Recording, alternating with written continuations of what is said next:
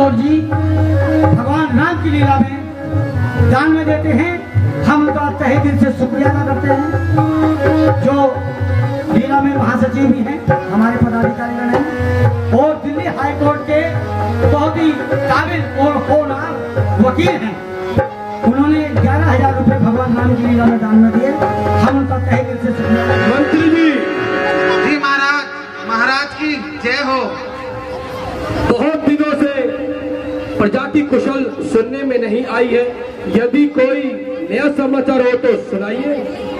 महाराज, वैसे तो प्रजा में आपकी सभी खुशहाल हैं, लेकिन कुछ राज्यों से खबर आई है कि वहाँ पे सूखा पड़ गया है और लोग वहाँ के कुछ परेशान हैं। यदि सूखा है तो प्रजावासियों को हमारे समीप आना चाहिए।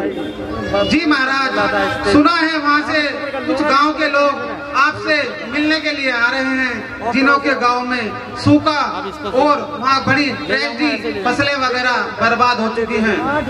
आप उनको सादर हमारे पास लेकर आइए मंत्री जी। जी महाराज।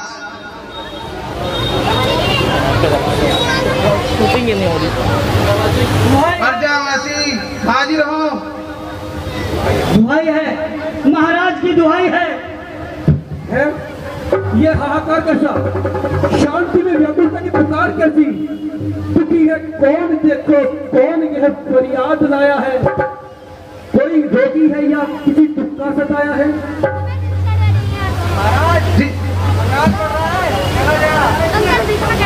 जी महाराज, ये वही प्रजावासी हैं जो दूर दूर गांव से आए हैं और बेचारे बड़े ही परेशान मालूम होते हैं। इनकी फरियाद सुनिए महाराज।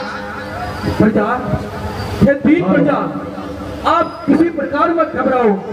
जिसको जिस वस्तु की आवश्यकता है हमारे कोष से ले जाओ। धन्य हो महाराज, आप धन्य हैं। किंतु हम आपके दरबार में आए हैं तो हम अपनी फरियाद आपके सामने रखना अपना जन्मसिद्ध अधिकार समझते हैं। महाराज, आपके जनकपुर राज्य में जो छोटा सा गांव पड़ता है उधमपुर, वहाँ पर भयंकर सूखा और अकाल पड़ा हुआ है, जिसके कारण हमारे मवेशी, हमारे बच्चे और हमारे खेत पूरी तरह से नष्ट हो गए हैं। आपसे यह अनुरोध है कि जो धन संपदा हमें चाहिए वह तो हम आपके खजाने से ले जाएंगे, किंतु जो जल हमें पीने के लिए चाहिए प्रभु, जल की जगह हम पैसे को नहीं खा सकते। जल के स्थान पर पीने के लिए प्यास तो जल से ही बुझेगी ना प्रभु। हम प्यास के पानी के एक बूंद पानी के लिए तरस रहे हैं। तो आपसे निवेदन है कोई ऐसा उपाय करें ताकि हमारे गांव, हमारे छोटे से कस्बे पर भी भगवान वरुण देव की कृपा हो और वहां पर भरपूर वर्षा हो। हे अकाल से पीड़ित लोगों, आप किसी प्रकार मत घबराओ। मैं जल्दी ही गुरु जी से सम्मति लेकर आपके इस कष्ट का निवारण करूंगा और आपके लिए राजकोष खोल दूंगा। मंत्री जी, राजकोष, महाराज, इनके लिए राजकोष खोल दिए जाए। ठीक है महाराज, जैसी आपकी इच्छा। आप धन्य हैं महाराज। भाई लोगों, धन्य हैं। भाई लोगों, आप चिंता मत कीजिए और अपने गांव को जाइए। हमारे महाराज बड़े ही दयालु हैं, वे आपका जरूर उद्धार करेंगे।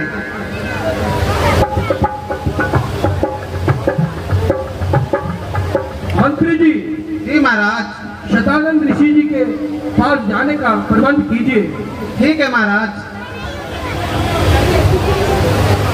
आप उनको यहाँ पर ही बुला लीजिए। ठीक है महाराज।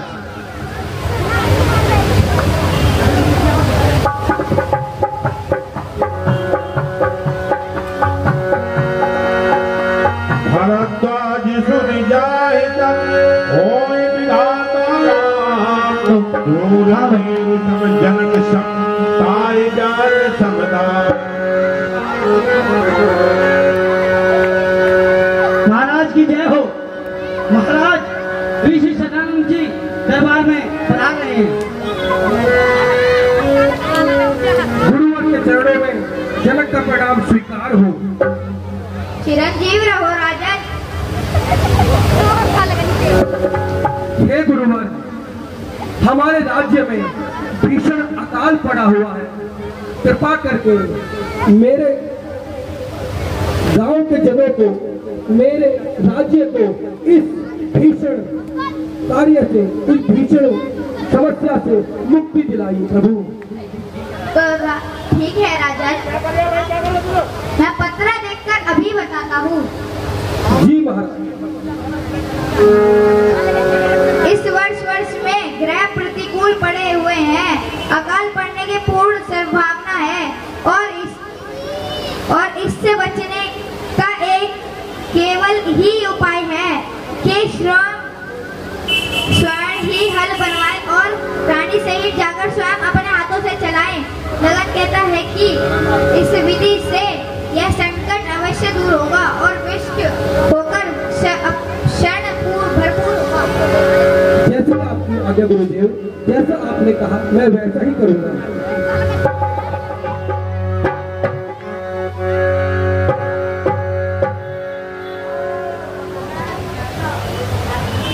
किस तरह से माता जानकी का जन्म होने जा रहा है। महाराज जनक अर्धरात्रि के समय निर्वस्त्र रानी के साथ बैबान जंगल में सोने का हल बनवा करके चला रहे हैं और किस तरह से जमीन में गड़ा हुआ जो मेघनाथ ने जो रक्त कुंभ गाड़ा था है।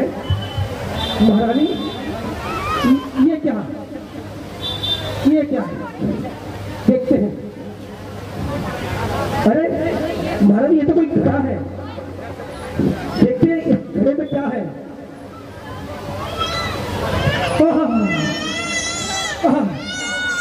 यह तो कन्या है महारानी, यह तो कन्या है। मैं धन्य हो गया, जनकपुर धन्य हो गया। रानी, इस कन्या का जन्म हल्के पानी से हुआ है, इसलिए इसका नाम सीता रखेंगे। बोलो सीता माता की जय, बोलो सीता मैया की जय। बोलिए महाराज, आज्ञा करिए। आप सिंह ऋषि जी को बुलाया जाए। ठीक है महाराज, अगर आपकी यही आज्ञा है सिंह ऋषि को बुलाया जाए तो उनको जरूर बुलाया जाएगा। मंत्री जी, जी महाराज, सिंह ऋषि को लेकर आइए। जैसे महाराज की जय हो। सिंह ऋषि जी दरबार में पहुंच चुके हैं।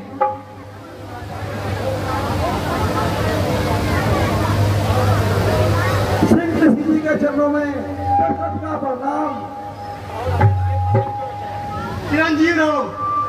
क्या ये कारण क्यों मचाया है?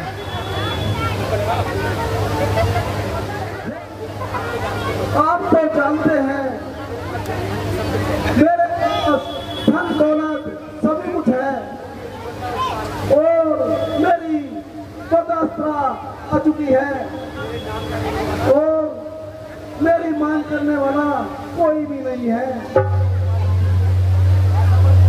हे गुरुदेव, ऐसा कोई उपाय कीजिए जो मेरे को भी संतान सुख की प्राप्ति हो।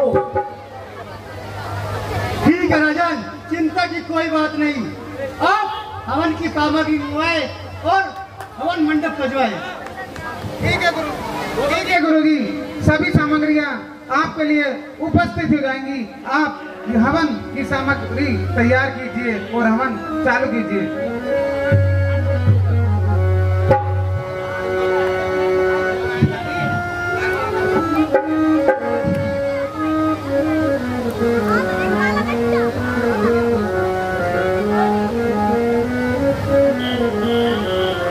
गुरुदेव, सामग्रियां तैयार हैं।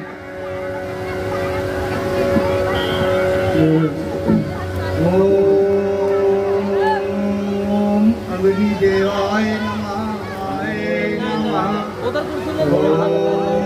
आंखें खोल राजन, आंखें खोल राजन। चिरंजीव रहो राजन, तुम्हारा कल्याण हो। मैं तुम्हारे अग्निदेव के चरणों में दशरथ का प्रणाम। चिरंजीव रहो राजन, तुम्हारा कल्याण हो। मैं तुम्हारी यज्ञ व तपस्या से प्रसन्न हूँ। यह लो चरुफल। ये महाराज, इस फल को समान रूप से काटकर अपनी रानियों को खिलाना, सभी को पुत्र की प्राप्ति होगी। ठीक है प्रभु। खुश रहो मंत्री। महाराज, बहुत ही खुशी की खबर लाया हूँ। क्या लाए हो मंत्री? महारानी कौशल्या ने एक पुत्र को जन्म दिया है। मंत्री जी, ये तो बहुत ही खुशी की बात है। और ढोल बाजे ताशे सही बजाए जाए। महाराज, अभी अभी दरबार से एक और खुशी की खबर आई है। महारानी केकई ने एक सपुत्र को जन्म दिया है। मंत्री जी, ये तो और क्या खुशी की बात है। महाराज, एक और गुप्तचर ने आकर के, एक दूत ने आकर के खबर दी है कि महारानी सुमित्रा ने 2 पुत्रों को जन्म दिया है। मंत्री जी, ये तो और खुशी की बात है। जी महाराज, इन मंत्री जी की इतनी बढ़िया खुशखबरी सुनाइए। इन मंत्री की जेब भर दो महाराज। ठीक है मंत्री जी, जो राजकोष से जो बन पड़े आप और वो दे दीजिए। जी महाराज, जैसे आपकी आज्ञा। आप धन्य हैं महाराज, आप धन्य। बोले राजन, अब नामकरण की तैयारी करी जाए। है राजन, तुम बड़े भाग्यशाली हो जब तुम्हें 4 पुत्रों की प्राप्ति हुई। ये रोम रोम में रमन करने वाले, इनका नाम राम होगा।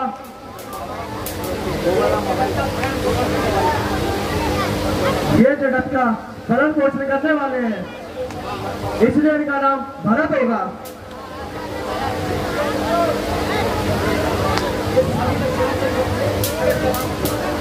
ये सभी शक्तियों से युद्ध है, इसलिए इनका नाम लक्ष्मण होगा। ये शत्रुओं का संहार करने वाले हैं, इसलिए इनका नाम शत्रुघ्न होगा।